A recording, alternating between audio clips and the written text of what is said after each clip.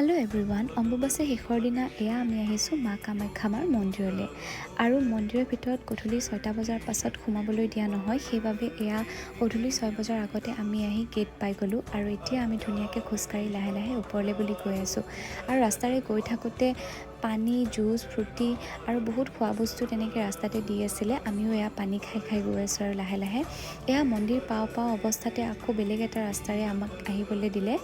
আৰু এই ৰাস্তাটোৰে যোৱা বছৰো এনেকৈ আহিবলৈ দিছিলে পাণ্ডু হৈ পেলাই। আৰু এয়া এতিয়া আমি মন্দিৰৰ ভিতৰত প্ৰৱেশ কৰিলোঁ। আৰু ইমান বেছি ধুনীয়া লাগিলে নহয়, ইমান দূৰ খোজকাঢ়ি অহাৰ পাছত মন্দিৰটো পোৱাৰ পাছত গোটেই ভাগৰ যেন শেষ হৈ যায় ইয়াত আহি।